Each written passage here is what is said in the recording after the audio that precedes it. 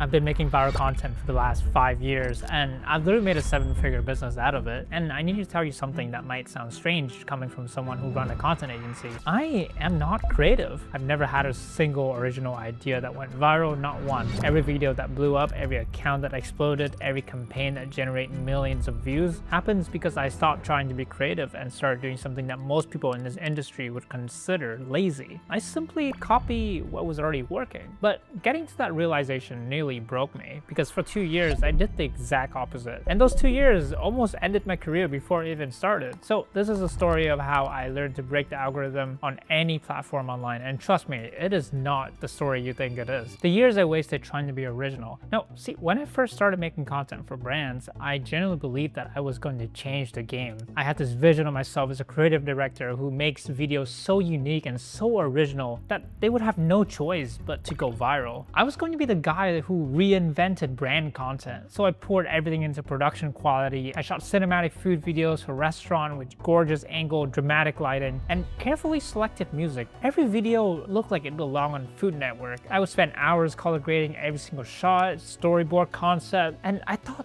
they were genuinely brilliant. And I was really proud of the work I did because I thought it was really good. But as soon as we upload that content, reality hit. Those unique videos barely get 200 views, 300 views. Obviously, this made no sense to me. I was using the best equipment, making brand new, never seen before content, and it still wasn't blowing up. I remember days when I would obsessively refresh my account to see if the view would go up, wishing a video would go viral. Meanwhile, some random account with a shaky phone camera and terrible lighting getting millions of views doing something that everyone else was doing. And that was my first and biggest mistake. I completely ignored the content that was actually working because I thought it was not sophisticated enough. I thought I was better than that. And that ego costed me 2 years. But then something clicked in my mind. This is the moment that everything changed. I remember the exact moment it clicked. I was scrolling TikTok late night, frustrated after another video flopped, and I saw this video of a random account. There wasn't anything special about the production. It looked like it was shot on their iPhone for about 5 minutes, and it had 4 million views. I watched it again and again, and I started asking myself a different question than the ones I've been asking myself for the last 2 years. Instead of why is my creative not performing, I asked, what is it about this low effort video that 4 million people could not stop watching? And when I started looking at it that way, the answer was obvious. The video was using format that was seen everywhere on the platform, the format millions of people already enjoy. The creator just took a proven structure and put themselves inside of it. And they used the biggest advantage that the format already had. The audience brain already knew what to expect, and the algorithm already knew who to show this video to. The format did all the heavy lifting, and the creator got 4 million views out of it. That night, I went through every viral video I could find and started noticing something that I've been blind to for 2 years. Almost none of them were original. In one way or another, a variation of a format that had already been proven to work. Reaction video, challenge video, before and after, day in a life,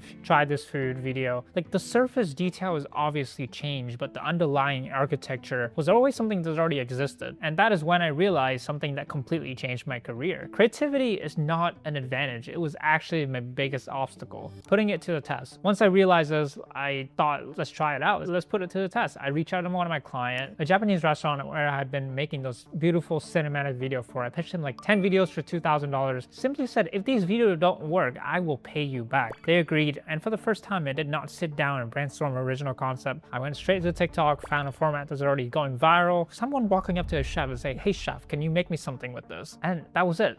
That was the entire concept. I copied it to the point where even the quick cuts, the editing were the exact same in my video. And what happened next blew my mind. We uploaded the video. The next day, it got 700,000 views. The second video got 2 million views. And within 3 months, this restaurant gained over 300,000 followers. There's people traveling within Canada to just try this restaurant out. I changed nothing about the restaurant. I didn't even change anything about the content. I just stopped trying to be the content mastermind and use something that was already working. This was the first time I understood why every other video on TikTok and Instagram Reels looked the exact same. So I took this concept, applied it to Bodak's content, and the 900 million views proved. When Bodak came to me, they were a Korean instant ramen brand with about 300,000 followers on TikTok. The old version of me would try to build something original out of the brand story, the ingredient, the manufacturing process, some beautiful cinematic campaign that nobody would ever care for. Instead, I did exactly what worked for the Japanese restaurant, but on a bigger scale. I study the food space on TikTok, identify every format that was generating massive views, spicy challenge, reaction video, will they like it experience, meme content, behind the scene office cultural. Millions of people were already liking these videos, commenting on them, sharing them with their friends. So it was clear that their brand already knew how to enjoy such content. So we took each of those formats, put Bodak inside of them. We made a spicy challenge, hey chef, can you make me something with this, reaction video, and ton of other videos. The one thing I made sure was to always keep the product in the video, but to never start my video off with the product. In 12 months, the account went from 300,000 followers to 1.8 million followers on TikTok and over 900 million views across platform. They became one of the most followed food brands in the world. Not a single video in the entire campaign was an original concept. Every single one was built on a format that has already proven to work, and that is the part that nobody want to hear. But whenever I tell creators simply copy what's already working, they instantly feel like I'm asking them to do something illegal. What they don't realize is we're not stealing content. That would be wrong, obviously. We're simply using a format, and no one owns a format. It's free game. I did the same thing for Stan, all-in-one platform for creators. When their CEO came to Toronto, I found a format that was already exploding at the time, the how much do you pay for rent office tour. I copied it frame by frame. We used his story, shot in his office. The very first video hit 1 million views, and in the next few months, we've generated over 20 million views for his personal brand. And I've got a long list of clients, but the video will get boring, so let me get to the point that no one want to hear. Why nobody want to hear this? I've told the story to hundreds of brands and creators at this point, and almost every single time there is resistance. People do not want to believe it. They push back. They say things like, but what about standing out? Or I do not want to be just another copycat. And I get it. I felt the same way for 2 years. We are all taught from a young age that originality is the goal. Thinking outside of the box is wired into our brain since preschool, and in a lot of areas in life that is true. Like if you're trying to come up with a product that has to compete with several other options already available, you've got to be unique. But social media is a completely different thing. You see, Mr. Beast, one of the biggest creators on the planet, he does not